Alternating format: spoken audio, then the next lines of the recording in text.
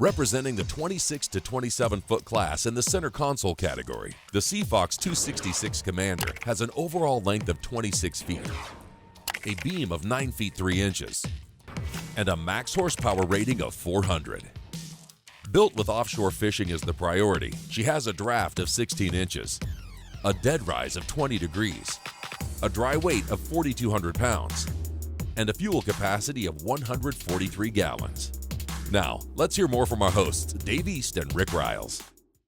This is the Seafox 266 Commander, and if your activities on the water call for the need of several different boats, but you've only got the budget for one, this boat might be the perfect boat you're looking for. But what they've done is they've addressed the need and the function of several things. If you're a diver, this boat will fit the bill. If you're a fisherman, if you want to take the family out, if you want to cruise, they've allowed this boat to do a lot of things, but yet keep it in a manageable size for your driveway, for your budget. And for your tow vehicle, don't forget that too. You don't need a dually to pull it. You mentioned storage and you mentioned a diver. Check this out. You know who designed this? A diver. Well, that's easy to see because you can store all your dive gear in there, but more importantly, it's got a place to store your dive tanks to keep them from rattling or falling over. And that's important because spearfishing, free diving, that stuff has gotten huge over the last few years, but very few manufacturers actually focus on the dive community. What they've done here, they've gone a step further, and they've used this storage area for anything. Yeah, you can put fish and ice in there, but they've also made it applicable for just about anything you're gonna do on this boat. There is no more comfortable place to sit ahead of the transom of the boat than right here. There is one more place that's more comfortable to sit, and that's the bow seating up here. And to call it seating is really not adequate. These are more lounges than they are seats. It's like sitting in your lazy boy. You can face aft, these people facing forward, you can have a conversation. But if more people want to face forward, you've got your backrests that swing out, and now you can if you want to. As you go aft, look at the legs on this T-top. All of their welding is done in-house, and to find something powder-coated this color is one thing, but just the size and the build of it just speaks to the quality of the overall build on this boat. We see more and more hard tops all the time, and that really is the way to go. Now the hard tops are storage spaces. They get you out of the weather. They're just a much better way to get you shade while you're on the water. The design of the console, not only with the T-top around it, but the console itself fits the boat.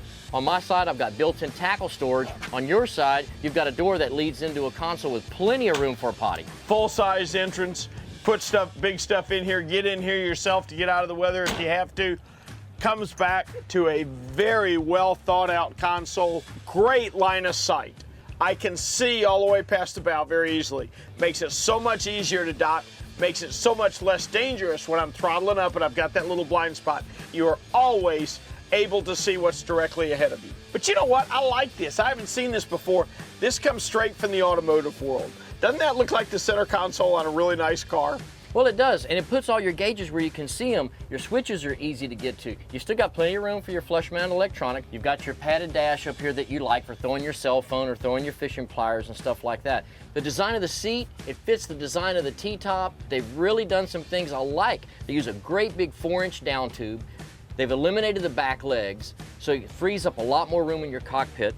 You have a cooler underneath. Nothing looks like it's added onto this boat. Everything looks like it's been engineered to purposely be put on this boat. There's no afterthoughts. Step behind here. I'm going to show another thing as a fisherman you're really going to like. Another advantage of them doing all their aluminum work in-house, look how they've laid out their rod holders on the T-top. And it comes standard with the Kingfish rod holders on the side.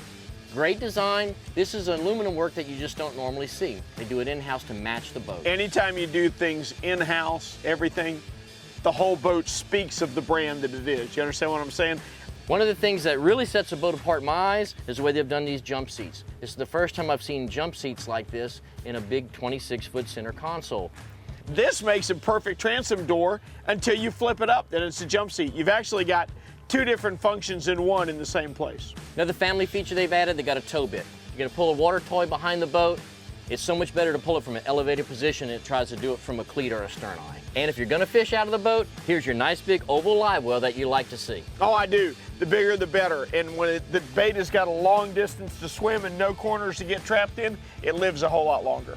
Well, there's a lot of features that are packed into this 26-foot boat. Easy to trailer, you only need a pair of 150s to push it. So this is a boat that'll fit into your budget. You can get offshore with it, you can take the family. This boat will do a lot of things that the bigger center consoles will do, but in a more manageable size.